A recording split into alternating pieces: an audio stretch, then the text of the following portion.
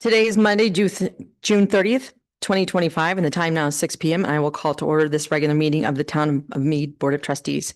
In accordance with the town's remote participation and remote meeting policy adopted by the Board of Trustees on March 13th, 2023 by resolution number 21-R-2023, remote participation will be allowed. The meeting link has been provided on the town's website and designated posting place 24 hours prior to this meeting. I'd like to remind everyone present, both in person and virtually, of our town's general guidelines for public comment at open meetings and public hearings. The guidelines are available online and on the entry table. There are two public comment opportunities on the agenda for persons in attendance at Town Hall to address the board.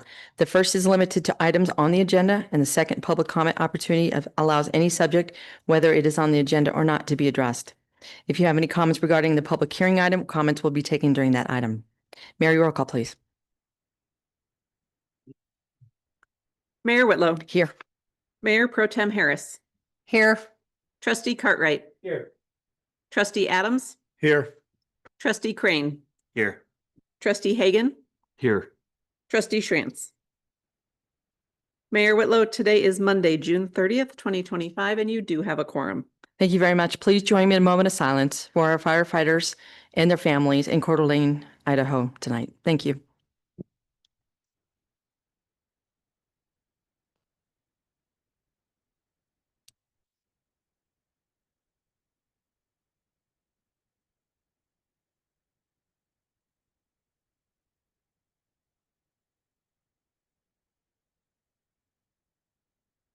Thank you very much for your time. Please stand and join me in the Pledge of Allegiance. I pledge allegiance to the flag of the United States of America, to the republic for which it stands, one nation, under God, indivisible, liberty and justice for all.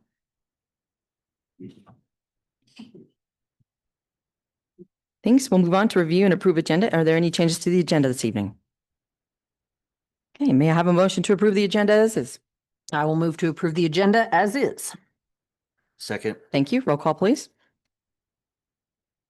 Trustee Adams. Yes. Trustee Hagan. Yes. Trustee Cartwright. Yes. Trustee Crane. Yes. Mayor Pro Tem Harris. Yes. Trustee Whitlow. Or Mayor Whitlow, sorry. Apologize. Thank you. Motion carries. We do have an agenda for this evening. I will move on to our staff report by our town manager. Ma'am, you have the floor. Thank you, Mayor, trustees. Sorry, let me push this down. You have my report. I do have a couple of items that I'd like to bring up. First of all, I hope you're noticing the community center. We're really what I consider at the cosmetic phase. They were installing landscaping today. We've pretty well done with the paving and that interminable, like fixing concrete. You know, they're always having to tear it back out, but it looks like we're there on the paving, the concrete. Building looks fantastic. I did want to just publicly acknowledge and thank our friends over at Little Thompson Water. Erica worked with them and they were able to get the water vault installed, which it was the water meter. It was going to be, we were looking at 3 weeks and they rearranged their schedule. So I'm really glad. So that's really helping us getting closer to getting the keys turned over to us. I wanted to mention also, you know, as you know, we have a lot of stress on County Road 7 coming from Berthoud. A lot of complaints, you know, periodically.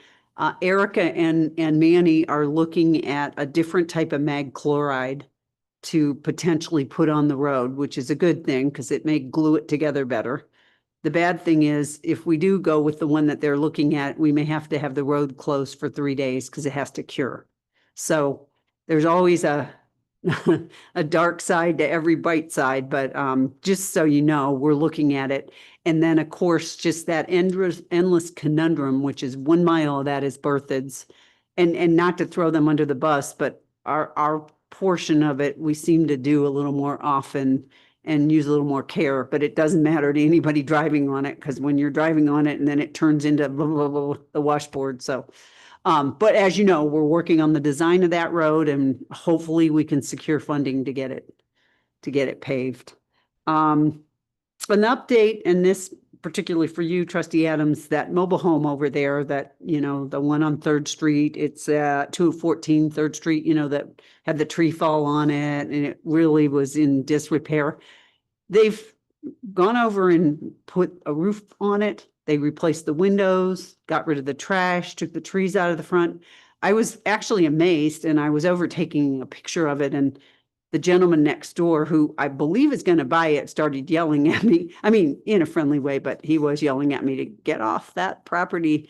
And I wasn't actually on the property, but I today went over and met him because I was like, hey, I'm that person who was over there. And it was a real great conversation. He's really fixing up his home, and it isn't his intention to buy it. I'm not sure what he's going to do with it. But regardless, our goal was to get that either, some permanent solution or get it fixed up, and they're working on it. So I just want to let you all know that when you drive by, you'll see it's a big improvement. And if you look at his house, he's put it on a permanent foundation, re-sided it. So, it's all good what's coming out of it. And it was just a conversation. And I want to thank you, trustee Adams, for bringing it up because, I called the guy and he, sometimes people just don't have the money right at that moment to fix up their house when they have that go bad. So, but anyways, that's where that's heading. Don't forget bike parade on Friday for 4th of July and then coffee with the mayor on Saturday. And that's all my additions to my report. Did you want to say? Yes, I did. So back to the dirt road. Are we only looking at doing the mile that is ours, or were we looking to go all the way to the blacktop? Well, And was Just- Bertha just- gonna, just ours, but we could suggest it to them. And we have a very good relationship with them, obviously, as we're what. I don't think it can hurt to inquire and see if we Exactly. can't get it all the way, like you said, because a mile's gonna be great, but then there's that middle section. It's still, Yeah, we can get them to work with us. yeah. I mean, it would be We're gonna fantastic. have the equipment there. It might be. Yeah. And now I meet with their town manager usually quarterly, and I'm due to meet with him, so I'll bring it up. Okay. I mean, they're, like I said, they're fantastic to work with. So, Okay. good idea. Trustee Hagan. When 34 was it milled? Was 34 milled before you put the new asphalt on it?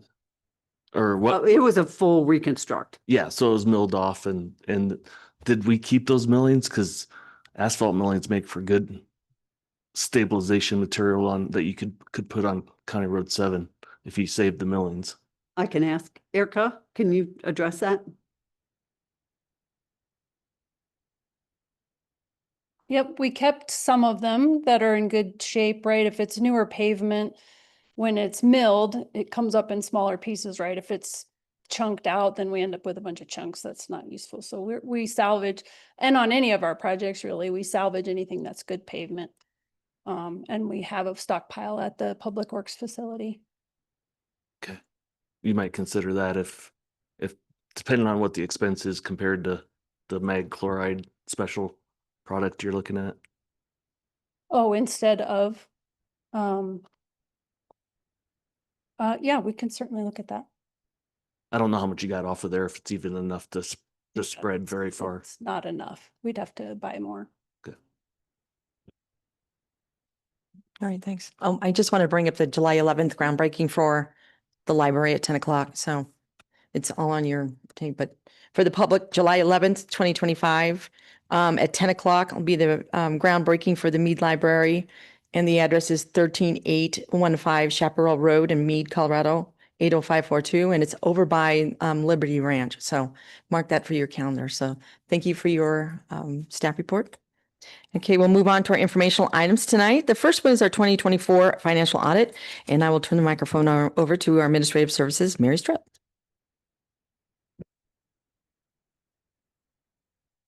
Hi, Mayor, Board. Thanks for having us here tonight. I'm just here to introduce the audit team. For the second year in a row, we've had DMC Auditing and Consulting working on our audit for us. And it was great working with them and having them here. And Dimitri Chernik is here to present the audit results, followed by Lorraine Trotter, who's our financial consultant with Professional Management Solutions. And she'll go through the financial statements in detail for you. You all have a copy of it at your desk. And when Lorraine goes through it, she'll point you to different pages in it. Okay, Dimitri. Thank you, Mary. Mayor, trustees, thank you for having us here tonight. Thank you for having us for another audit year to present to you all the annual financial audit. What I will do is what I usually do is go through the audit opinion, basically kind of focuses on what our responsibilities are as auditors. And then I will go over kind of what we did and what we do kind of every year. And then we'll walk you through kind of responsibilities and maybe try make some of this audit language a little bit more layman's terms, so to help everybody understand what we're talking about. And then I'll go over the results of the audit, and then I'll turn it over to Lorraine to kind of dive into the details of your financials. That being said, I'm on page 2 of your report. And so when it talks about auditors' responsibilities for the audit of the financial statements, that's the heading on there. So like I said, I'll kind of say it and then explain what that means. Please stop me if you have any questions.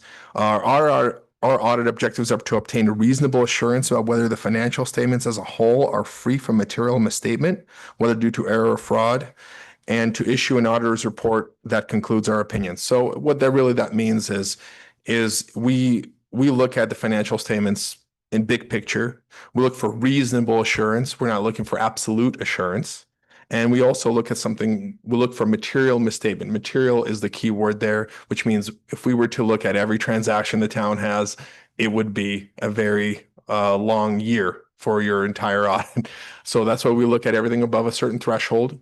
We also, if you look further down, and when it says in performing the audit in accordance with generally accepted auditing standards, that's the acronym of GAS. And this year you had government auditing standards that we had to do because of your ARPA funds that required a single audit, which I'll go over a little bit later. We exercise professional judgment, maintain professional skepticism throughout the audit. Obviously, we work for the Board of Trustees, the Mayor and Board of Trustees. And so we are independent of the town and the management. And then we identify and assess the risk of material misstatement in the financial statements. So really what that means is when we look at procedures, when we're deciding, okay, what should we look at? What should we focus on? We look at things that we consider are high risk areas or areas where we potentially see material misstatements, where we see material errors. And so we focus on those areas and do more procedures on those areas in order to identify any misstatements or any errors. And so that's how we determine what we're going to focus on or what we're going to test. Obviously, we have that threshold. And so we focus on large items in particular more than we would, unless we have reason to believe there's higher risk in some of the smaller items. We don't particularly look at fraud, but if we identify it, we obviously look more intently. We have not had any reason to believe that there's fraud in the town or anything like that. The next bullet point talks about obtaining an understanding of internal control relevant to the audit in order to design audit procedures. Really what we do is part of what we do is we do a walkthrough of the town's internal controls, primarily related to financial policies and procedures, reviews, approvals, segregation of duties. Those are the things we look for relating to cash in, cash out. That's what we focus on the most, knowing that, there's a lot of risk involved with those areas. And so we walk through, we obviously worked with Lorraine and Mary and your team in order to kind of understand what the processes are of the town, determine if they're adequate, Helen, obviously, and we look at different processes like receipting, payables, payroll, different things like that in order to determine if there's any reason to believe that there's risk or maybe improvement in procedures. We believe that at this point, we believe that there's no reason that the town's processes are operating effectively as based on our understanding. But we also don't opine on that portion of the audit. We evaluate the appropriateness of accounting policies used and the reasonableness of significant accounting estimates. So we look at things like anything to do with liabilities, like paid time off is a liability. It's also an estimate.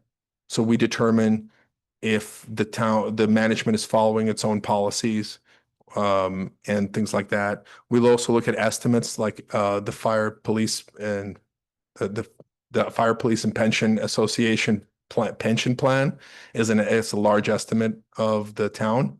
And so we evaluate that estimate based on GASB standards to see if it's in compliance. Again, it's an estimate. It's not something that's absolute. So we have to make sure it's reasonable within the accounting standards that are presented for us. And so with that, I will conclude that our conclusion is that the town has another unmodified opinion, which is also known as a clean opinion on the audit. We feel strongly that the town's controls are operating as intended. And the only thing I would mention is that this year the town had a single audit in relation to the American Rescue Plan Act grant award that was received. And so because this money was spent in 2024, we had to perform a single audit because it was above the $750,000 threshold, which triggered the single audit.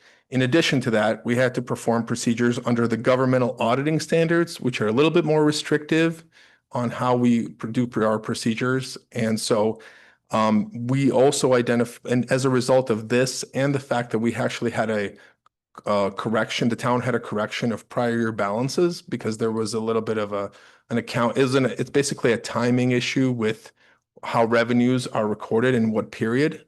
So it's not anything critical or anything that I would alert you to per se. It's just an accounting implementation or a timing of revenue and when it should be recorded. And so because of the combination of the single audit and the restatement of prior balances to correct an error from the previous year, it forced us to have to do the finding under the government auditing standards. Now, we've have a lot of clients that received these a finding because of a material adjustment. It's nothing to be alert about, in our opinion. It's just part of having a restatement and having a single audit all at once. We don't anticipate that the town doesn't have enough federal revenues on a regular year that there would be future single audits.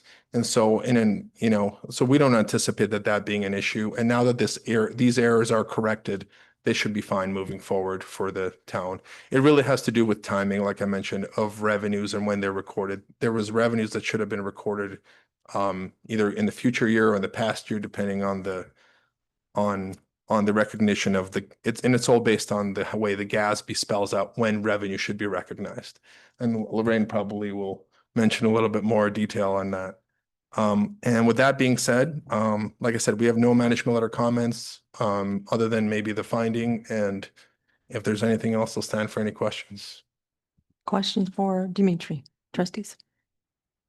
Okay, seeing none. Thank you very much, sir. It was nice to Absolutely. meet you I just again. want to say thank you to you all and Mary and her team and Lorraine for working so hard on the audit. Your team is great. They prepare very well for the audit, and they provide us all the information we need right as we walk in, which is incredibly important. And I will say, speaking from experience, that is doesn't happen very often. So just want to thank everybody for all their hard work. Thank you. Thank you for your kind words.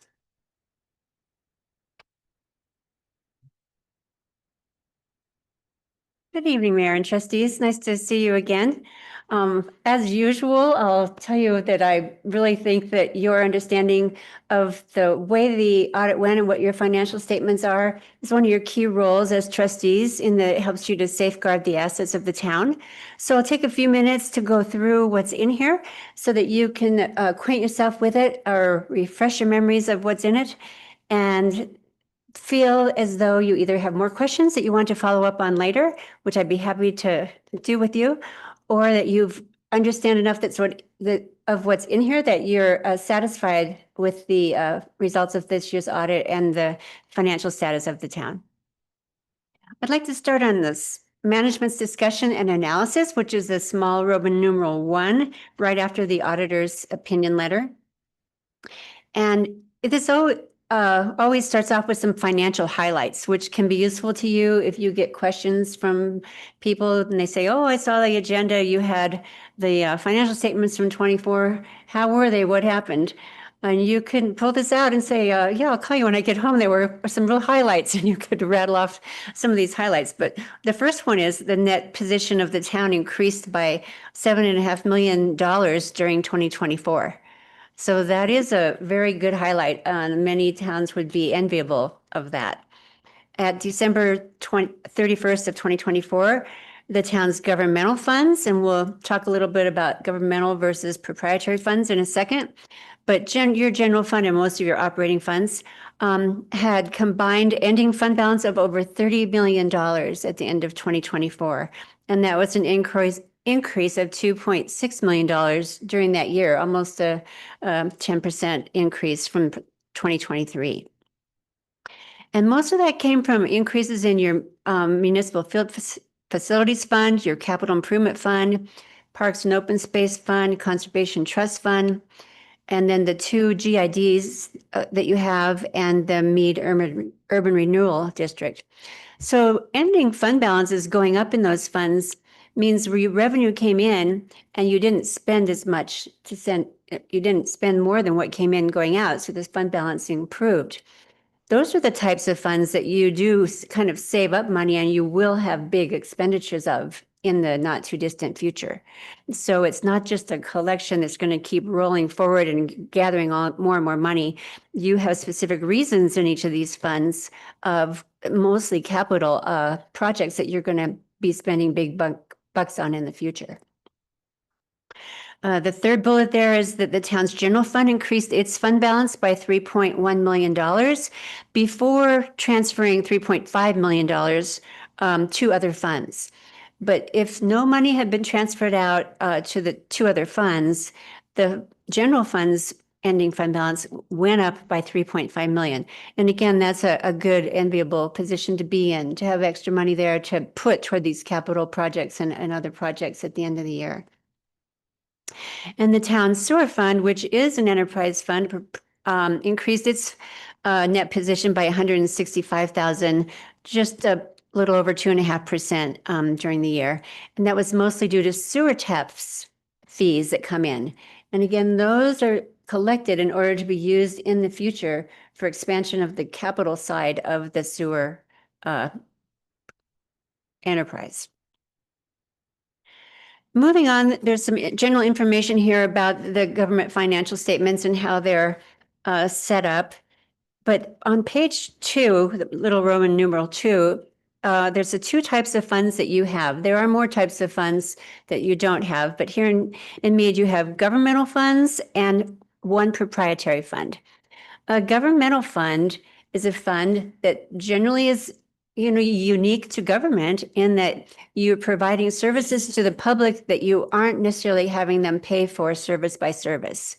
You therefore are collecting sales taxes and property taxes and some fees for various services, but generally you're providing, police protection and street maintenance and parks and recreation facilities and programs with it's mostly financed by the sales taxes. And you have 11 of those governmental funds now. So that third paragraph there tells you what those are. And there's 6 of them that are considered to be major funds that there's a lot more detail about in the beginning of the book here.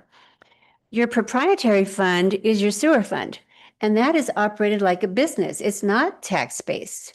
You are providing a service and charging the people who get that service a fee for it. And so it's very much like business accounting, whereas the governmental accounting isn't. You're looking at flow of money coming in, money going out. Do you have enough fund balance to keep providing these services that are required? You're not looking at the capital plant and, the value of your business if you sold it or anything like that, like a business does. You're looking at an ongoing governmental activities and making sure you have the right amount of funds coming in, the right amount of fund balances building up for future uses, and that you can plan your growth and your ongoing services accordingly with that. Over on page Roman numeral 3 is the condensed net position that looks at those 2 different fund types and shows the last 2 years. So governmental activities are the ones I said that are tax-based, and the business type activities are is the sewer fund. This net position is similar to a balance sheet in a business where it's over all of time. Since the beginning of the founding of the town of Mead, you've amassed this total assets in your governmental activities of 73.1 million. You've amassed 8 million in total assets in your business type activities. You've got other liabilities and deferred flows, things that happen later with some of this money that happens, and it brings you down that's owed, I'm sorry, and it brings you down to your total net position in those funds. So you can see for all of your governmental activities funds, the 11 funds I mentioned, you went from 51.8 million in net position at the end of 2023 to 59.1 million at the end of 2024. And your business type activities went up by about 160,000 during 2024. You see the listing there at the bottom saying that approximately half, 50.7% of the town's total net position is represented by its investment in capital assets. Those are the ones at the top, capital assets net, 35 million.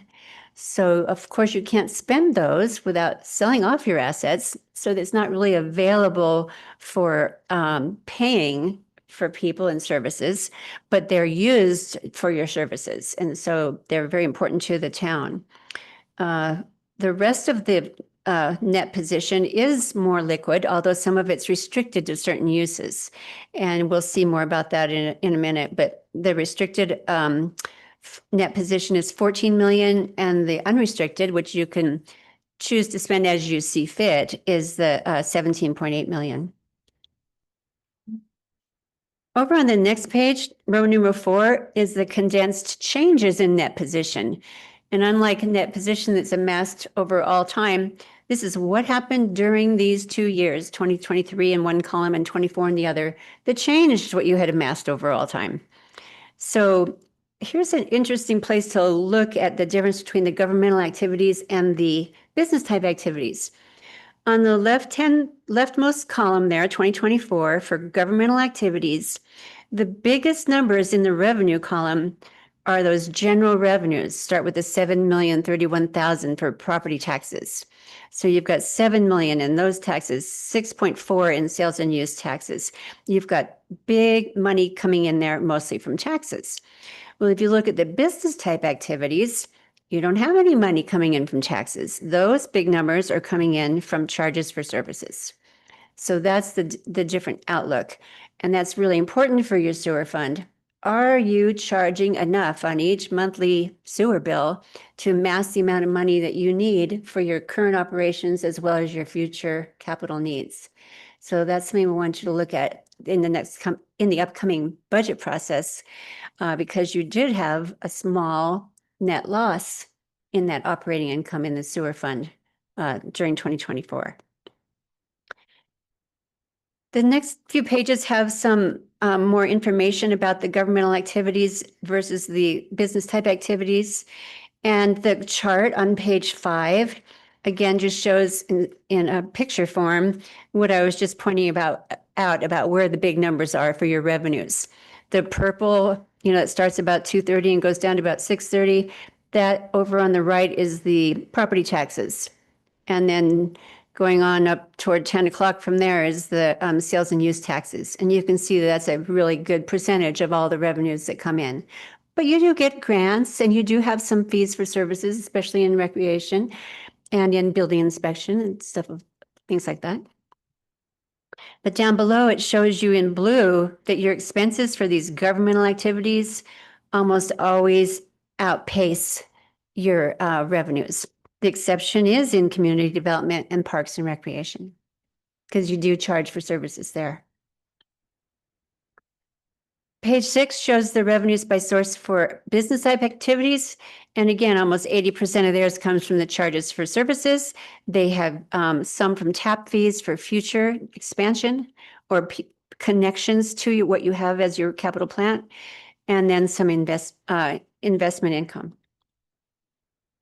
The rest of this management's discussion and analysis is similar, and it talks about some of your major funds individually. But I'm just going to skip past that, and you can go back and look at it if you want. On page 8, it talks about your capital assets and debt administration. It gives a short blurb, but starting on page 22, there's more detail about that we'll just glance at. So that's your management's discussion and analysis. On the page 9 is a little blurb about economic factors and next year's budgets and rates. Next year in this book refers to the year we're in, 2025. And you have traditionally budgeted conservatively, and you look very, very closely at these revenues each year. And lots of things have made them fluctuate in the recent past with the pandemic and the lockdown and the changes in administration. So it's a good idea to be conservative in that regard. But this particular year looked pretty bright in all the revenues versus expenditures. Moving on. If you could go to page 6, I'm sorry, I'm going to skip page 6. Go to page 9. Here's the statement of revenues, expenditures, and changes in fund balances for each of the funds that you're used to seeing in your monthly reports. General fund, Mead urban renewal, municipal facilities, transportation, street improvement, capital improvement. Those are the 6 major funds. Then there's a column on page 10 for all the other 5 funds that aren't major funds, and there's more about them in the back of the book. But I like looking at this because instead of just those total numbers of the many millions of dollars in the fund balances, you see what each fund has. So at the bottom of page 9 is the general fund balance. It went from 7.4 million to 7.0 million, and we see up there where it says transfers out, minus 3,558,000. That's why it went down. Look over to the right in municipal facilities and you see transfer in of 2.5 million. That's part of that. And turn the page and go over to street improvement and capital improvement, and you see some more money coming in from different places.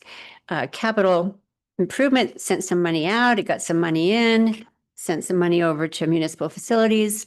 So there's money moving around between your funds. But generally, you want to keep that in mind when you assess whether the fund went up or down. Did they earn it or did they get it sent to them by another fund?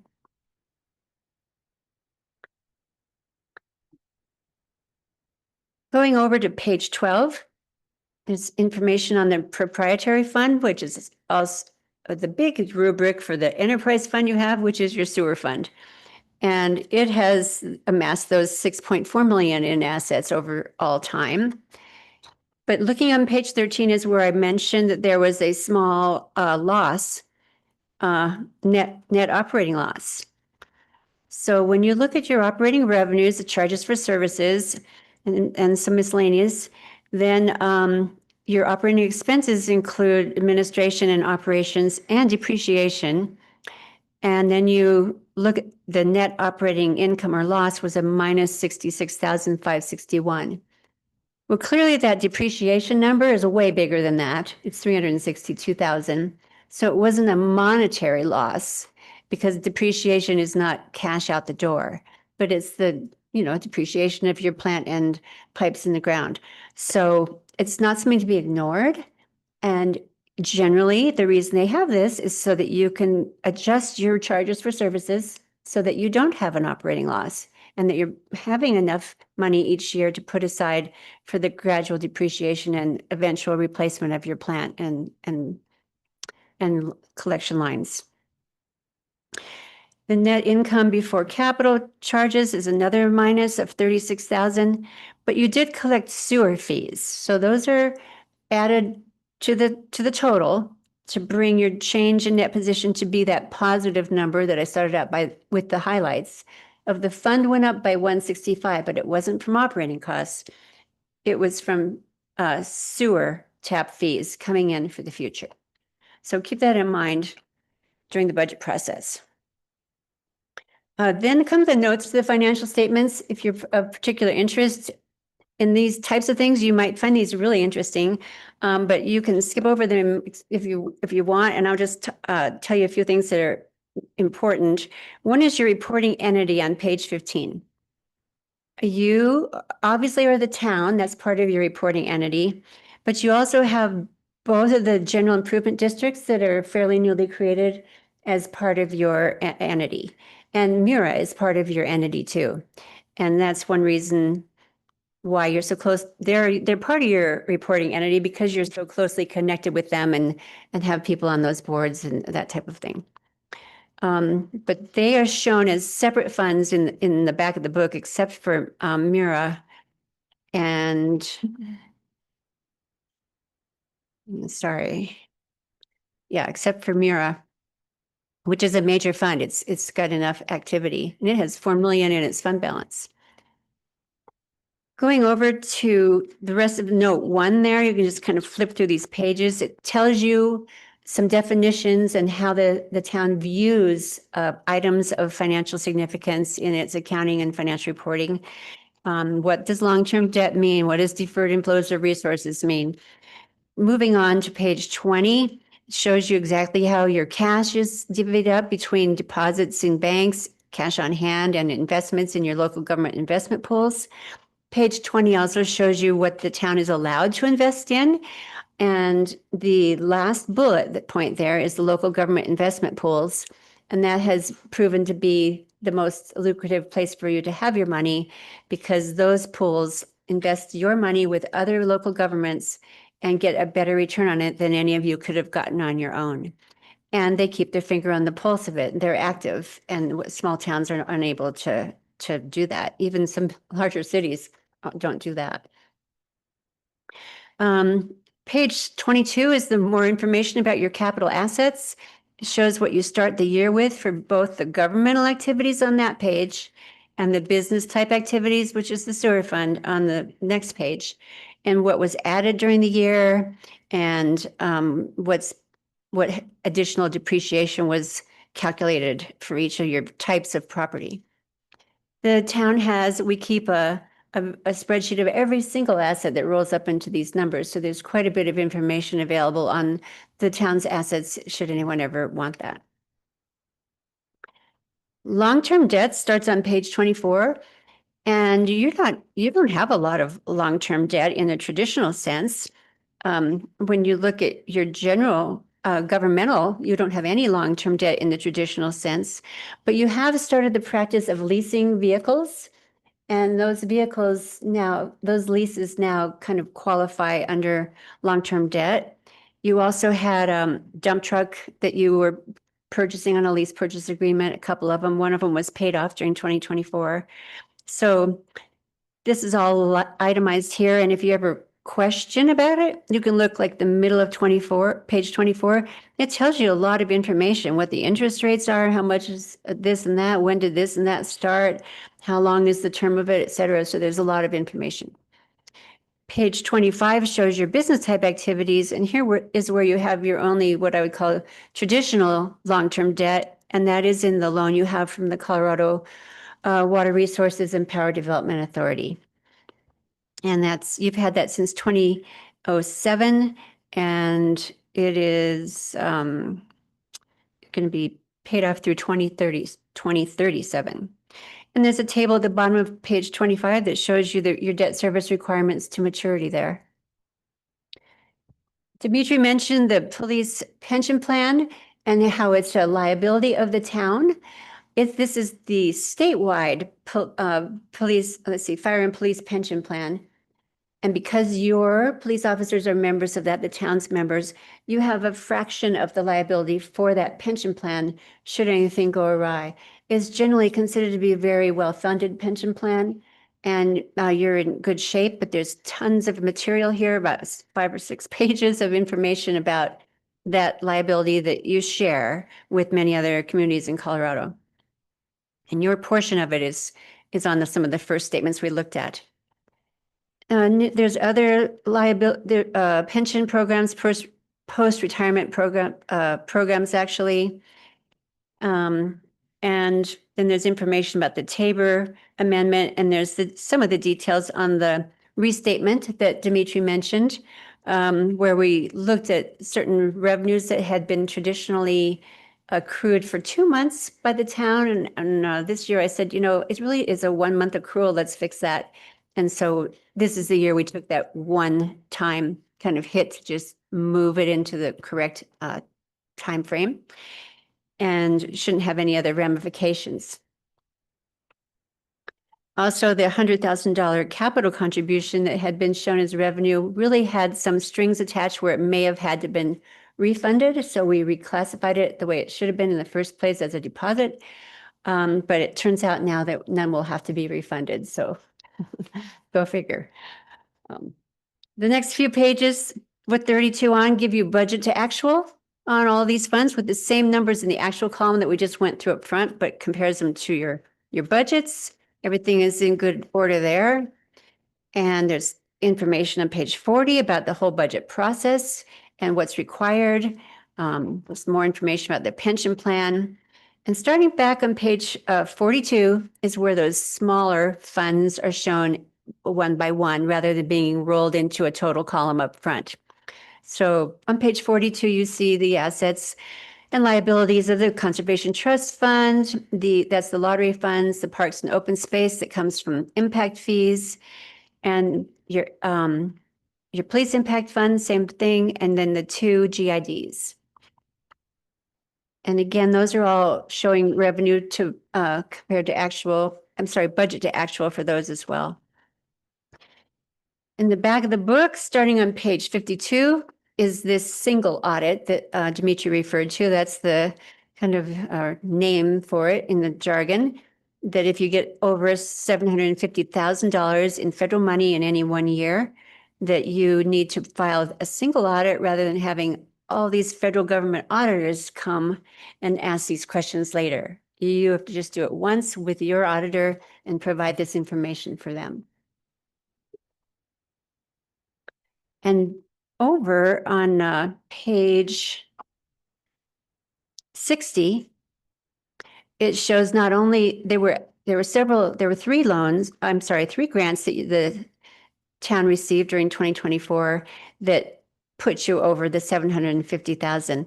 The ARPA money that came through after related to COVID was in and of itself enough to put you over, but you also got money from the U.S. Department of Transportation that came through CDOT and from the Department of Justice that came through to your police department. The last 2 pages of the book is a required report about your local highway finances that goes to the Federal Transportation Commission, I believe. It has to be in here as well as filed with the state. Other than that, I can't think of anything that would need to be covered. So if you have any questions, I'm happy to take them now or later, as I mentioned. Questions for Lori? Thank you. You're in good shape. Thank you very You much. can rest easy. Okay, thank you. Thank you, Dimitri, too.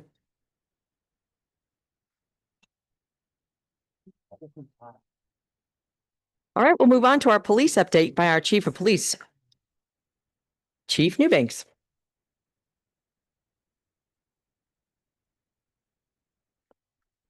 Thanks, Mayor, trustees. Appreciate the opportunity. I do have a brief update on just some technology projects that we've been working on. Some of the latest efficiencies that make our officers a little more efficient. First of all, I wanted to address briefly, I don't normally reply to things online, but you may have seen the photo of the back of my car on Mead Uncensored over the weekend. That was my car. It was in Johnstown at Lazy Dog. I was having lunch with a vendor there discussing a couple of projects that one we're in the middle of, which is e-citation. They have the ability to provide printers for that project. The other one being a cybersecurity project that we're considering, which would help us meet CJIS standards. So it was a business meeting. Anyway, if you have any questions about that, I'm happy to answer those. I was asked to, oh, is my clicker working? Perfect. Briefly, just remind everybody that 4th of July obviously is this week, and fireworks are a very popular thing over the 4th of July. Just to remind people that is a difference between what's legal and what's not. Anything that leaves the ground or goes boom is illegal typically. And legal fireworks tend to be sparklers, fountains, those types of things that stay on the ground, are pretty to watch, but don't go boom or leave the ground. In particular, I think in Colorado, we're sensitive about fire. We've had some disastrous mistakes happen recently, and we would certainly like to avoid those here in our community over this holiday. So just urge everyone to be responsible and also be sensitive to their neighbors and their neighbors' pets when at all possible. So we appreciate that. We will have officers out. 4th of July tends to be kind of busy. So if people are calling us about fireworks, we try to get to those calls, but we can get inundated with disturbances and large parties and that kind of thing. So please be patient. Moving on to the tech updates. Real quickly, you've heard about flock cameras before. We started with a couple of those. Those are license plate reader technology that alert officers to vehicles that pass by that might have a warrant associated, or they might be a stolen vehicle, or some other type of NCIC hit that comes back. And that's in real time. And those 2 cameras, one of those has been fairly productive. The other one we weren't as pleased with, so we're working on moving it. And then we have 2 new ones that are on Highway 66, going either direction, east or west. And we think those will provide us some excellent information. And then we have 2 mobile ones that are attached to our speed trailers. So we're able to place those strategically around the community as we need them. If we have an event in particular, something that's going to draw a larger crowd, we may bookend that event with those trailers and gather that information. Those have been working fairly well, and the officers do document success stories utilizing that technology within that system. We're hoping to expand that a little bit in a different direction by creating a website that would subsidize our current website and allow people to register cameras. So that would be their personally owned surveillance cameras if they'd like to. It doesn't give us access to view them, but it just lets us know they're there. And if we have a crime in that area, then we would have the ability to contact those people and ask if they could look and see if there's any evidence collected on their cameras, which happens quite often. Crimes happen in neighborhoods, and evidence is captured on people's doorbell cameras, cameras they have mounted, watching their driveway, etc. So that's another direction that we're moving with that. We've had body cameras for a while, and I intentionally delayed deployment of dash cameras in vehicles because we wanted to see just how exhaustive it would be for us to release the video that we have from body cameras. Wanted to make sure that we were able to handle that appropriately and be able to not have to add additional full-time employees to deal with that before we added additional video to that volume. But what we found out was we were missing some things. So as you see that picture on the left, that's pretty much the body camera video you get if the officer is sitting in the vehicle.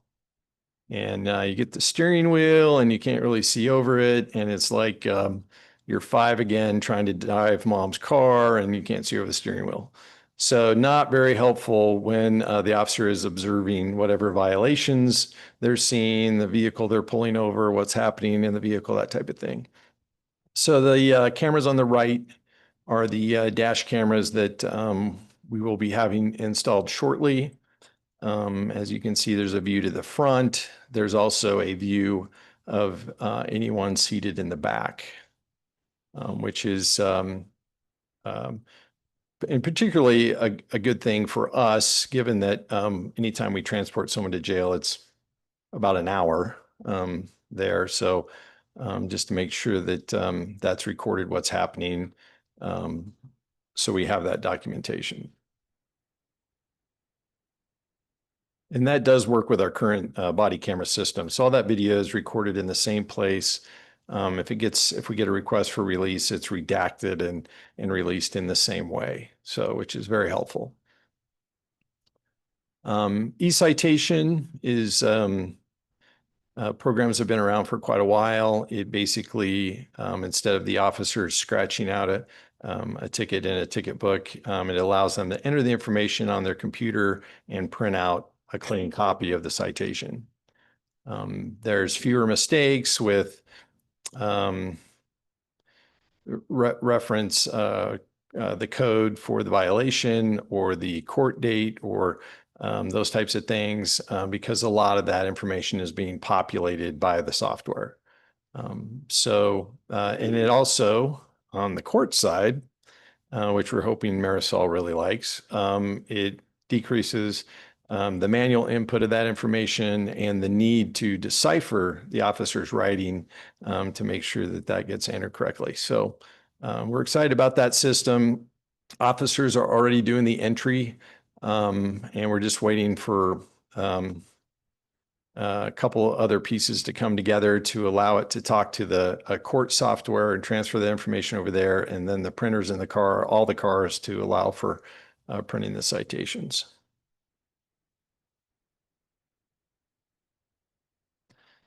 This is one more thing that's recently been added from Axon, which is the company we have for body-worn cameras. But essentially, as Colorado law has dictated for a while, officers record every contact where there's any potential for taking action on a criminal level, or if they're interviewing a victim of a crime, anything like that. This software essentially uses AI to produce a draft narrative for their report. So as you can imagine, officers, even talking on the phone, they're recording that with their body camera as required by law. So they get done with that conversation, the interview over the phone, maybe it's 15 minutes. A lot of times they'll go back and they'll listen to their body camera while they're typing their report.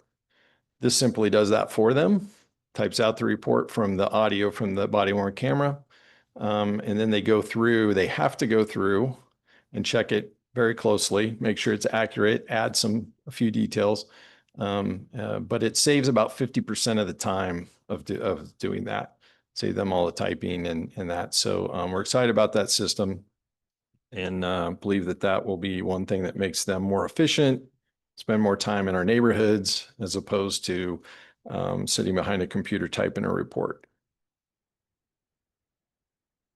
They are working on one other, just to give you another idea of the technology that we're just getting bombarded with. We don't use a lot of translation here. We just don't run into that very often. Every once in a while we do, and we have a program on our cell phones that does that translates, brings in a translator, and it's pay as you need it. So if we don't use it 1 month, we don't pay anything. Next month we use it a couple of times, we pay for that. Axon is creating a system that works interactively through the body camera. So essentially there would be a voice coming over the body camera that would translate back and forth. Pretty interesting. Haven't seen that used in the field yet. And I'm not really sure I anticipate the cost of that being effective for us. But just to give you an idea of some of the things that they're coming up with, which is pretty inventive and pretty helpful, obviously, for officers on the street. That was the quick update items I had for tonight. Happy to answer any questions. Questions, comments for Chief? Trustee Crane? Yeah, back to the lazy dog incident. Do you remember what you ate? Just kidding, just kidding. I just wanted to say, I really enjoy your reports. They're really informative and, but more than that, I really want to thank you for being proactively forthcoming and transparent about your goings on, even if it's something that's mentioned on uncensored page. I really think that's important, especially in our police officers. Absolutely. Thank you. Okay, Trustee Adams? Uh, Adding to that comment, so again, thank you. I don't know if it came from me or not, but I saw that and brought that to the attention of the town. Person who put it up there, a couple other comments that they were like, well, how do you know he's on a date, or how do you know what he's doing there? And did you go in? And I think within a couple of comments of people supporting what you were doing as a business, that's why you were there, it was taken down. So again, appreciate your openness and candidness on that. So, but it's not something we expect you to speak of every time somebody sees you running around. We know you're on business, so I do appreciate that. Two, the fireworks. I know that we're going into the weekend part of it now. I know that you say you guys patrol and do that. We do have the PTSD and a lot of pets that have a lot of issues. The biggest thing is that they are constant and nobody stops for hours on end. You try to take a dog out that has that. I had one, and they don't even have a chance to go potty before they're running, trying to go back in the house because they're just, somebody is just all over with doing that. I can understand for a few hours, but when we start getting past midnight, I think we need to start shutting some of those down or issuing some sort of citation, because 1, 2 o'clock in the morning is really uncalled for, especially when people got to work the next morning. So I would like to see a little more enforcement myself on some of those when they start getting to that point in time of night. I think last year it was on a weeknight, and we had some success getting it shut down after midnight, but I know there were some areas where Yeah, now we're coming less back into the successful, weekend, but so I know. on the it's gonna weekend, be- yeah, be a little yeah. tougher, but Friday night, do our everybody best. thinks, so that's just a little bit of a request, because I know some people struggle with that with their animals, and personally, if they've been in war or what have you, it's not fun for them at all, especially when it's 5, 6, 7 hours of that constant. And then three, the flock camera you said on 66, how does that aid or help us with anything that we're doing? The flock camera you said is pretty much real time. It would flag something, it would notify you. Then how does that help you on a 66 when it's really, I can understand like going into a subdivision, a car, you catch something that gives you an opportunity to act. But on 66, by the time you get to the highway over there, they could be on the other side of Longmont. How does that help us? Sure. So sometimes you're just looking for a vehicle that's related to a crime or a case that you're working. So there's the ability to have a hot list of vehicles that we're currently looking for. So if they would pass that, it would let us know. And then the NCIC hits are a little more random, although what we tend to see fairly frequently is that that hit comes up, and then we notice a pattern. That car comes by that camera every day at 6:30 and between 6:30 and 7, something like that, something that we can act on. And then and I showed that map just to show the vast number of those cameras that are flooding, into the region, or really across the state. And so not only, I think soon you'll be able to kind of follow that car and have a good idea of the area that they're operating in, that type of thing. And if we put out a bolo on a car that, say we had an armed robbery at a gas station, something like that, the ability to pick that vehicle up in a short period of time is greatly enhanced by this network of cameras. Okay, appreciate that. Thank you. Okay, anything else? Thanks, Chief, very much for your time. Thank you. Okay, we'll move on to our third informational item tonight. It'll be Town Hall parking lot lighting discussion. It will be our Town Engineer, Public Works Director, Erica Rasmussen will be, oh, hello, there you are. Here I am. Thank you. Good evening. I just have one quick slide here for you. Maybe. We're talking about tonight the gravel parking lot across the street that we are going to pave later this year. The 2025 CIP budget included $100,000 for those surface improvements. And what was not included, though, in that $100,000 was the lighting of the parking lot, which we believe is really an important safety amenity here. So based on the design and the photometric analysis, we need 5 poles to provide adequate coverage across this lot.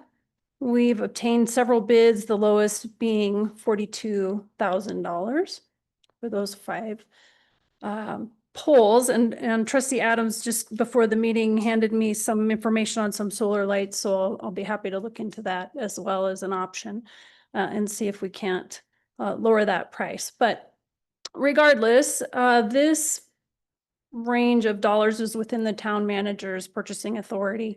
But what I wanted to ask you, because it is considerably more than what we had anticipated, just wanted to get a thumbs up or thumbs down from you if you want me to pursue installing that. There are sufficient funds in the capital improvement project budget to cover this, should you choose to do that. And I'm happy to answer any questions about that. Questions? I just had one question. There are houses right there. Are you guys going to make sure that they are blocked some way from going into their windows and being a nuisance for those people? Yeah, exactly. They, if needed, they can have a guard on them so that the light only shines down. And part of the reason why we need 5 instead of one giant one, right, is for that very reason, so that we can be very, very strategic about where the light shines and it's not one big light pole that covers everything. Gotcha. Okay, any other questions? Okay. A thumbs up for me. I mean, if we're going to do it, we might as well Okay, make it. there you go. Great. That was easy. Thank you. Thanks. All right, we'll move on to our proclamation tonight. It's Park and Recreation Month, July 2025. I've asked Trustee Cartwright to read the proclamation. Proclamation, Parks and Recreation Month, July 2025.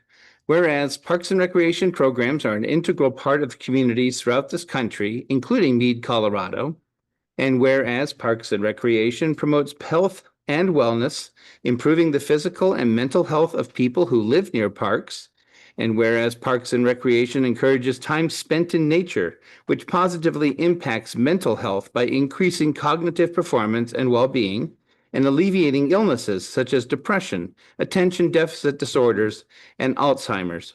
And whereas Parks and Recreation programs increase a community's economic prosperity through increased property values, expansion of the local tax base, increased tourism, the attraction and retention of businesses, and crime reduction. And whereas Parks and Recreation areas are fundamental to the environmental well-being of our community. Whereas Parks and Recreation programming and educational activities, such as out-of-school time programming, youth sports, and environmental education are critical to childhood development. And whereas our parks and natural recreation areas ensure the ecological beauty of our community and provide a place for children and adults to connect with nature and recreate outdoors. Whereas the town of Mead recognizes the benefits derived from parks and recreation resources, now therefore Colleen Whitlow, Mayor of Town of Mead, does hereby proclaim that July is recognized as Parks and Recreation Month in the Town of Mead, given under her hand and seal of the Town of Mead, Colorado on this 30th day of June, 2025. Thank you very much. Is there a motion to approve the signing of this proclamation? I make a motion to approve the proclamation. Second. Thank you. Roll call, please, Mary. Trustee Hagan, Yes. Trustee Crane, Yes. Trustee Cartwright, Yes. Mayor Pro Tem Harris, Yes. Trustee Adams, Yes. Mayor Whitlow. Yes, thank you very much. Next, we'll move on to our public comment, the first one for the evening. The board welcomes public comment at this time for any item on the agenda. We also take comments for items not on the agenda during the second public comment item number 13. Please remember that public comment is not intended to be a question and answer session, and the board will listen to your comments and take them into consideration. All comments should be directed to the Board of Trustees and not to specific individuals. If you wish to speak during this first public comment period, please adhere to the town's general guidelines. Please start by stating your full name and address for the record. Each speaker will have 3 minutes to address the Board of Trustees. If you are representing a group, you will have 5 minutes. We ask that all speakers and audience members treat one another with respect and dignity. Let's ensure we maintain a welcoming environment and avoid any actions that could be distracting. Ms. Strutt, do we have anyone who has signed in for a public comment? Not for this one. Thank you. Is there anyone here in the audience that would like to approach the podium to be heard tonight? Okay, we'll move on to our consent agenda tonight. The consent agenda contains items which are considered routine, are approved with one motion and vote. I want to recognize staff for putting together these items and the board for reviewing them ahead of tonight's meeting. Is there a motion to approve the consent agenda? I make a motion to approve the consent agenda as is. Second? Thank you. Roll call, please. Mayor Pro Tem Harris, Yes. Trustee Adams, Yes. Trustee Crane, Yes. Trustee Cartwright, Yes. Trustee Hagan, Yes. Mayor Whitlow. Yes. Thank you very much. Motion carries. And Mr. Bradford, Jason Bradford, would you please tell Chad Madamaker, thank you very much for stepping up to be our next planning commissioner. So tell him thank you very much. And our chair also, thank you very much, ma'am, for your service tonight. All right, we'll move on to our public hearing. For tonight's public hearing, we will first hear from staff. After staff has presented, we will take questions or comments from the public, followed by the trustees. I will now open the public hearing at 7:06, and I would ask our Administrative Services Director, Mary Strutt, to present the staff report.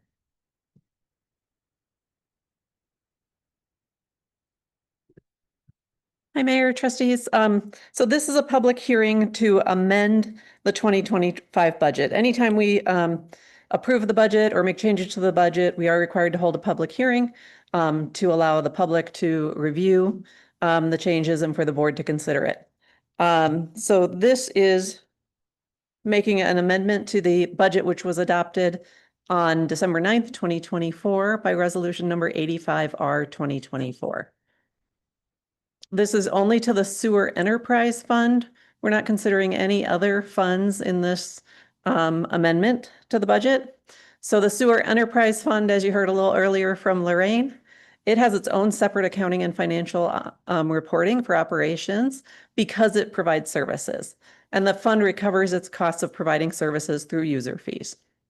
I did print out for you all at your desk a copy of resolution 97R 2024, which shows the appropriated funds from the sewer fund at that 2,765,797. And I also printed out for you a copy of the sewer fund pages of the budget, just so you could have that to look at if you needed to reference it.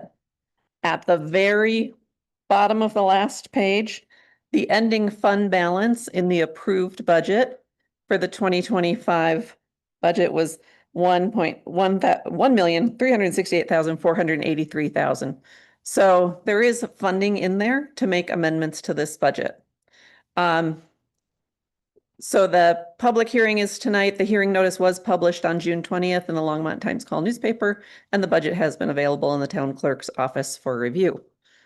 The budget for this project, digester blower room improvement, is actually on two different lines in the budget. On the second page, capital outlay CO and capital outlay blower replacement. There's two different lines in the budget because of some of the changes we've been making to the numbers in the budget this year, so apologize for that.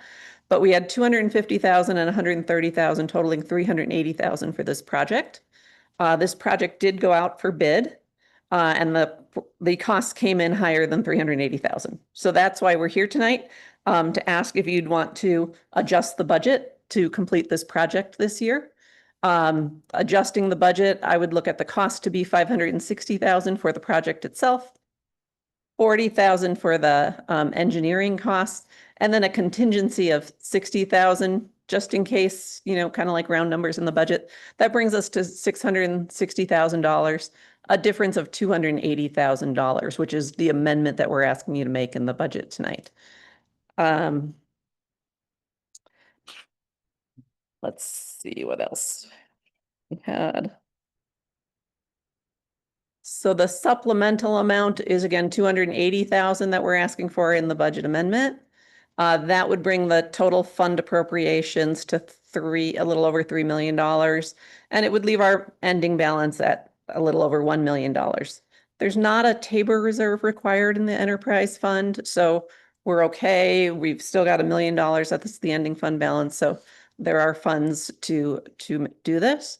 And again, this comes directly from a project of the blower digester. And so I was going to ask Erica to come up and tell you a little bit about that project. Within the public hearing, we do have a resolution, resolution number 40, which would be to approve this budget amendment if you so choose to do so. And then under new business, you have the contract to consider. If you don't approve this budget amendment, then you won't have enough money to approve the contract. So just to say that up front, but I'm going to have Erica come up.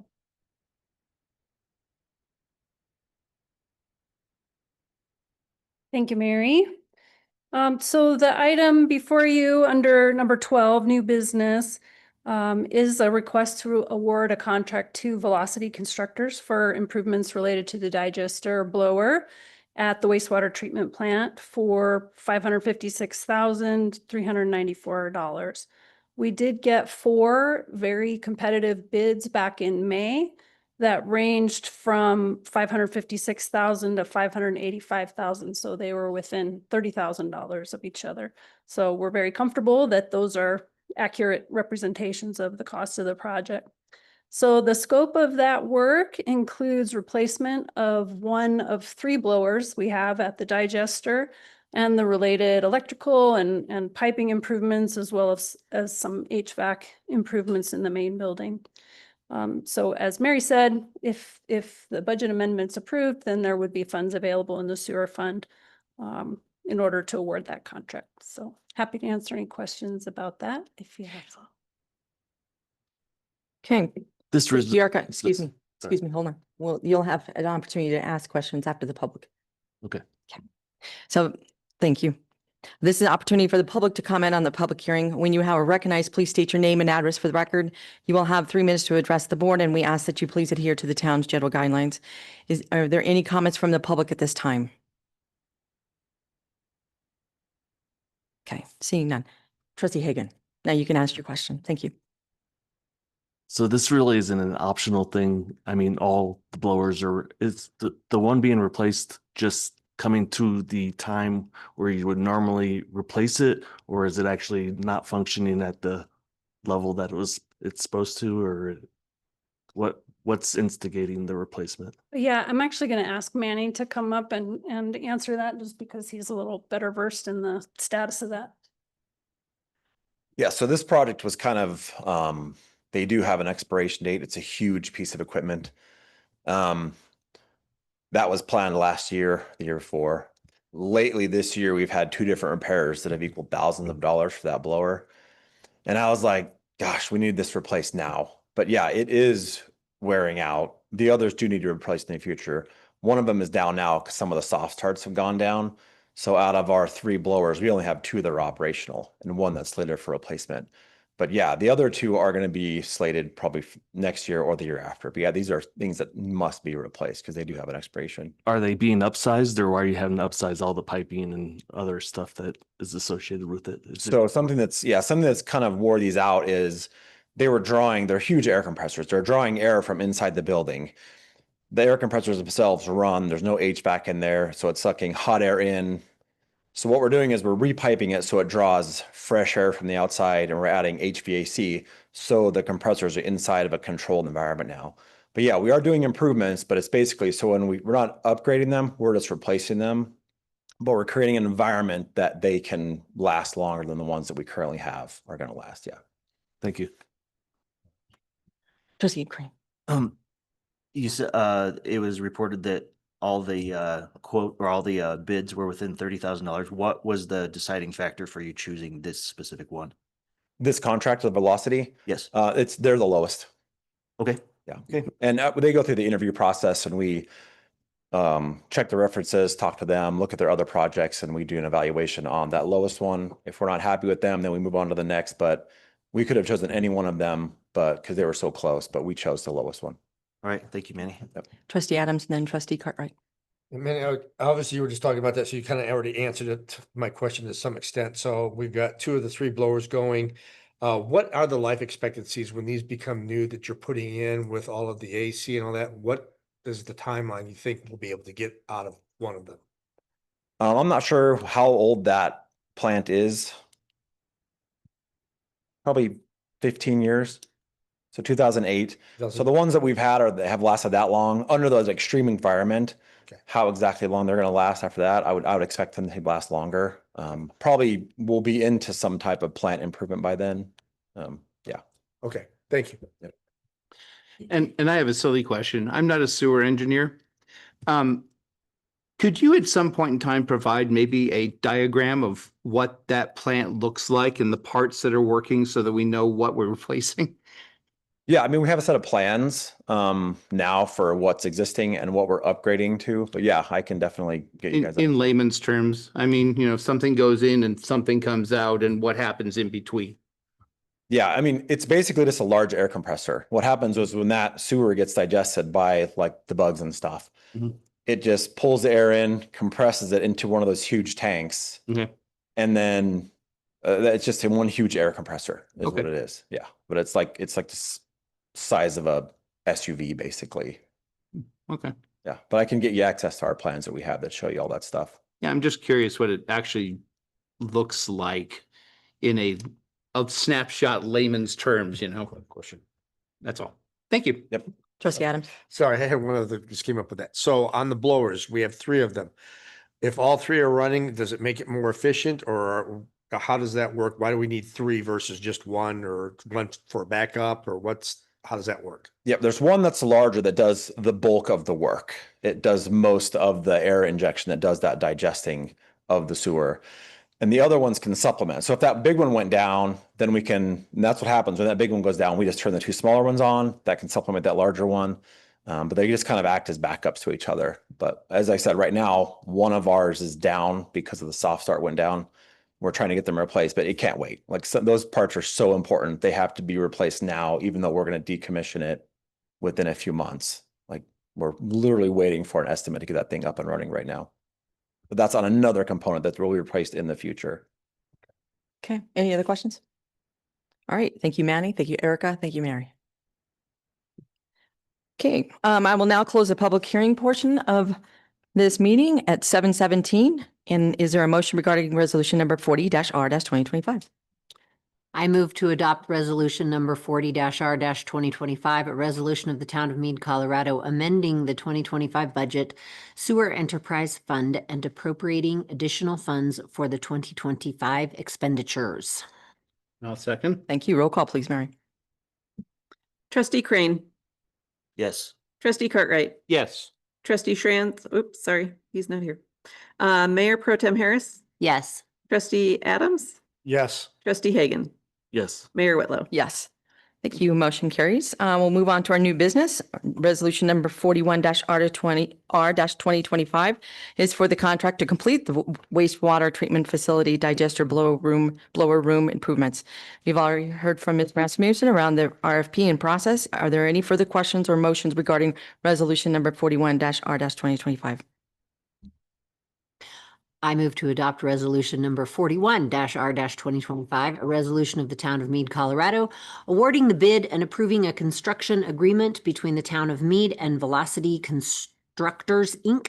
for the Mead wastewater treatment facility digester blower room improvements, project number 2025-003. Second. Thank you. Roll call, please. Trustee Hagan, Yes. trustee Adams, Yes. trustee Crane, Yes. trustee Cartwright, Yes. Mayor Pro Tem Harris. Yes. Mayor Whitlow. Yes. Yes, motion carries. Thank you for your time tonight, staff, on that. Next one, we have no further general business, so this brings us to our second regular public comment period, which will be for any item, whether it's on the agenda or not. We will follow the same guidelines for previously stated, and I will call on individuals in order which they have signed in. Again, I ask all speakers and audience members to treat one another with respect and dignity. Is there anyone here in the room that would like to speak to the board at this time? Okay, seeing none, we'll move on to elected official reports. Town trustees, anything to report on? Trustee Adams, sorry. Oh, I just know who's going first. Wait for you. So just wanted to do a quick update. CML, another great learning experience opportunity to share and exchange information, to get together with other towns and get feedback and give feedback that we're not alone. The things that we are challenged with in this town are happening in a lot of other small towns our size. So it just kind of adds validity to what we're trying to accomplish, what we're trying to do. Get some new perspectives, some new ideas. It's very educational for those of you that haven't had the opportunity to go yet. I highly recommend you spend an opportunity to do that maybe at next year's conference. It's going to be right here in Westminster.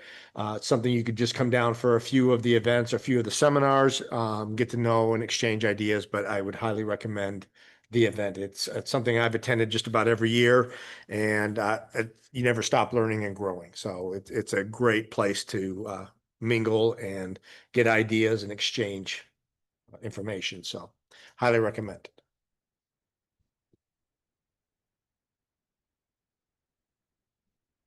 Until the item 15, it's part of the budget plan comment.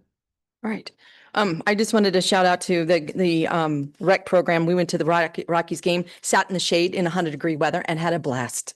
So thank you for putting that on. They had the whole area was just with, it was nice. So thank you very much for offering that. Again, CML too, wonderful opportunity to go to spend a couple of days with other folks and just network and try to figure out what we can do better here in our town. So that's all I've got. And we'll move on to our 2026 budget discussion.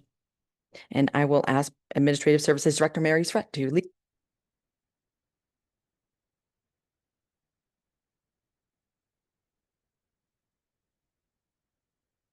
It's all about finance tonight for you all. Here we are again. So we're talking about the 2026 budget a little bit more. And again, this is in lieu of a retreat. We're going to just come bring it to you in little bite-sized snippets here at your meeting and go through the end of the year, hopefully on a budget discussion. I'm going to start with a little bit of a snapshot of 2025. Then we'll do the projects update, which we generally do in our June retreat. So we'll go over projects, carryover projects, potential projects. And then I want to just start on a discussion of board priorities, and that'll actually go into the next meeting is my intent. So I want to just let you know where we are so far this year. And it's interesting, Lorraine and I were having a discussion about the audit, how she brought you the audit and the 2024 results. And those were pretty good, right? Our position improved, our sales tax went up, our property tax went up. That was great. And then she says, I might be all gloom and doom about 2026. Not totally gloom and doom, but we need to be conservative. And we need to be conservative in our budgeting. Hopefully things will work out better, but we're going to try to be a little conservative. So for 2025, our building permits that have come in are less than forecast, right? So we had forecast a total of 97 residential building permits this year. As of last week, we're at 42. So we're about halfway through the year. We haven't made the halfway point, and generally spring is where you see most of the construction. So it's may not be likely that we're going to hit that 97 building permits. We had also under commercial building, we had forecasts O'Reilly's, which looks like it'll come through this year. Possibly a building at elevation 25, which I haven't heard a whole lot on. Possibly a building at AMK annexation, which I haven't heard a whole lot on, right? The fire department, we do expect that building permit to come in. So if the building permits aren't coming in as expected, that does mean that our use tax collection is going to be down, our building permit fees are going to be down, and our impact fees are going to be down, which goes into those those impact funds, which we use for capital projects. Okay. Property tax revenue is on target. Sales tax is a little bit low. Economic outlook assumption is, pretty much that we're gonna have flat revenues into 2026. Expenditures, we have several large capital projects that'll be completed in 2025. What that means is we've been spending down those impact fee fund balances, right? We had been saving up money for years to pay for some of these projects, and now it's going down. As an example, our 2025 general fund budget is $10.5 million, right? That's the general fund, that's sales tax, that's property taxes, that's what we use for most of the services that we provide. But our overall expenditures out of all the funds in 2025, the budget was $48.6 million. So that's a lot of projects coming out of those impact fee funds for 2025, which will bring those balances down. And then we continue to see inflationary increases in construction costs and overall costs of doing business. So what does this look like for 2026 budget assumptions? We're going to say right now, probably flat revenues with increasing costs. We don't see a big increase in sales tax. It was interesting if you looked at those revenues that Lorraine pointed out, there it was 23 to 24. Our sales tax was flat those years too. Our property taxes saw an increase 23 to 24, but that was the assessment period when everything went up. So, and the state legislature has been flattening out property taxes. So again, we expect that property tax to stay flat. Residential housing, as I've said, has slowed. Staffing, we expect to be at similar levels. As of right now, we're not talking about any new positions, but we're still going to do the meetings with the staff once we target projects and priorities for the next couple of years. That may be a discussion. And again, increasing costs of doing business. Insurance, we've already seen CEBT, which is our health insurance carrier, said over 10% is going to be the increase. Haven't heard yet from CIRSA, but CIRSA always says we're being grouped with California and as not a great state because of hail claims and other things that make increase in insurance costs. So while I'm not trying to be totally doom and gloom, I want us to think conservatively when we think the budget and plan appropriately. All right. So 2025 projects, we've had a lot of projects. I didn't put them all on this chart. Some are on the next page. So if you're looking for your favorite, it might not be there. I wanted to put the ones here that I have a target completion date coming up soon. So August, we're looking for completion, the community center and the offsite parking and the Gold Star Memorial.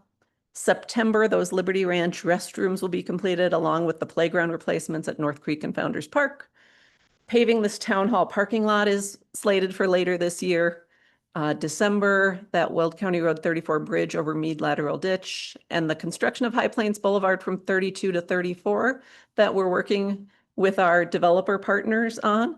That's under construction now and expects to be completed by December.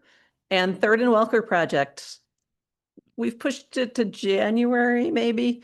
Again, with where it's at now, Eric has given that estimate currently. Here's some other projects that we've been working on this year. County Road 7, the design of the pavement of that road, police facility site selection and 30% design. That contract, I believe, will come to you at your next meeting.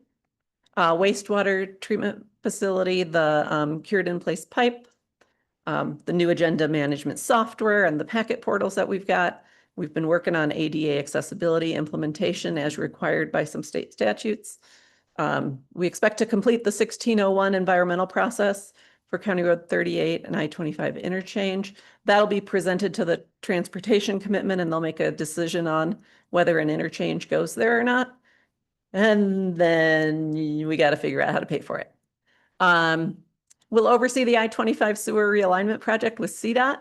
There's wayfinding signage. I believe you signed that contract at your last meeting for some more signage in the Highway 66 Business District. And Chief Newbanks talked to you tonight about some of the technology stuff they're doing, including records, e-tickets, and so on. So there's still more. These are projects that are going on this year that'll probably carry over into 2026. So for budgeting, it's important to know which ones are going to finish and which ones are going to keep going. Segment 5 I-25, the roundabout landscape design. Again, that was approved by the Board of Trustees recently. The Parks Open Space Trails plan. I believe you're going to have a presentation from Colin about that at your next meeting. The Land Use Code Update Project, you had a presentation about that at your work session tonight. The digester blower, thank you for approving that. We believe there's a long lead time on the on ordering the parts itself, so it might go into 2026. We'll continue to coordinate with Mountain View Fire, High Plains Library, working on that pedestrian underpass at County Road 7 and how to fund that. Safe routes to school, the multi-jurisdictional trail. And then, by the end of 2026, we'll be completed with 2 miles of High Plains Boulevard. That's pretty exciting from Adams 32 to 36. So this is a list, and what I think I'd like to do, if the board is okay with this, is maybe send you this PowerPoint presentation. You're always welcome to go and view it on YouTube if you want to see me talking to you again. And the public can also go see it too, but I think I'm going to send this to you. These are some projects for consideration that staff has kind of put in. They've come from previous retreats that we've held with the board. There's some things we need to think about, right? And then we need to kind of whittle down the list and see what we can do, what's reality that we can do, and what we can afford to do. So we've heard significant park improvements. We've heard open space, Ames Park, soccer fields, dog parks, so I would consider all of that under there. Facility planning, what are we going to do with the police facility, with this facility? Strategic annexations, comprehensive plan update as part of that Trails Master Plan. So I don't know that I need to read the whole list because you can see it and I'm going to send it to you. And this is really just part of the planning process. And the next part of the planning process is really what the board priorities are. I believe that I've heard in the past that a board priority is to continue the police funding considerations. So we need to move forward on that. But I guess what I'd like to do is send you all this PowerPoint presentation and ask you to consider it for the July 14th meeting. And Trustee Schranz, who isn't here tonight, has asked before that we, open up a pretty open discussion among the board about what the board's priorities are, what goals they have set. So I think I'd like to open that as a discussion to throw those things out there and we can start vetting out those ideas along with the ideas that are on that other sheet, right? We need to start putting them out there. We need to start prioritizing projects and then, deciding where to move forward from there. One thing that I didn't mention earlier, and I kind of mentioned it here with the police funding, is the sales tax to support the police. At this time, I would not consider that in my 2026 budget because the board hasn't put it on the ballot yet and it's not approved, right? So if we do happen to move forward with a sales tax question and that gets approved, that would change the budget at some point, right? The next thing I have is just kind of I gave you the schedule with the dates on it, but I made this one more of what's the board going to be doing and what's staff going to be doing. So in June, which we're almost over with, we brought to the board the schedule and this discussion of projects and priorities. For staff, we've been working on completing that audit for 2024. The audit for 2024 is important. It gives us our actuals from 2024, which actually confirms our starting point of 2025, right? So we're going to go through the next step with staff after having that audit complete is we can start forecasting out 2025 and then start looking where all our fund balances end so that we can look at 2026. Again, July for the board, we're going to look at the board to really vocalize your priorities and to start vetting the projects, right? and start prioritizing those projects. August, I think we can continue that, or we can do, again, whatever the board wants to do. I'm happy to, again, do these in your meetings or schedule a retreat if that's what the majority of the board wants. For the staff in August, we'll be vetting projects and preparing budget proposals. We expect to present the budget to the board the end of September, September 29th. We're looking to move it a little bit earlier this year. Generally, the budget has been, the original presentation to the board has been about the week of October 11th, 12th, 13th. We're looking a little earlier. The main reason has to do with, since we moved our elections to November, it makes it really tough to approve a ballot in the middle of election season. So we'd like to move it a little bit sooner. A budget, as you recall, is a plan. So it's not set in stone. We can have another public hearing for budget amendments as we did tonight for the budget. So we can change the budget if we need, but it's to try to get that plan set before we're bringing on new trustees at an election who haven't been a part of the discussion. So we do plan on trying to bring the budget to you a little bit sooner for your hearing. And it also allows us, if something comes up at the hearing, a public hearing is a point for the public to comment on it. And I've always wondered this ever since I've presented your budget. If I bring it to you at the last meeting in December, what happens if you don't like it? Or if members of the public come up with some comments and we want to reconsider it, it means we'd be scheduling special meetings over the holidays to try to get that thing approved and through, right? So we'd like to bring it a little bit sooner so that if there are questions that come up, if there's things that need to be changed, we have plenty of time to do that before we're required to file the budget. So that's my proposed schedule. And as I said, we could amend the budget if the police tax is pursued and if it does pass. So that's all I had, was really a project update for today. But I wanted to, open that door for you all to start thinking for the next meeting, to start thinking of priorities. What are your priorities? What projects do you want to see? Do you like anything on that list? Do you not like anything on that list? What can we add? Any questions that you have for me tonight? Questions, Trustee Karen? When we start deciding on projects and vetting projects, is there a way we could have like a side note listing? So if we're talking about one project and we decide, okay, there's $70,000, we do this or that, or can we spend it on a different project? Is there a way of having like a project side list that if we want to save some money off of a project, that it could go to this project over here? Because I know that some of the monies aren't allowed to transfer, to certain projects, and then some of them are. Is there a way so we just have it in our mind if we have certain monies we want to use on a project that we haven't vetted or decided yet, that we could kind of put it in a pool? Yeah, I think this is a new way of us doing this, right? And I'm trying to do it to help the board to decide on those projects. And what I would imagine is maybe we start a spreadsheet with all those projects and with the different funds listed that they can be paid out of, right? We can do them out of, if it's a parks project, we could do it out of the parks fund.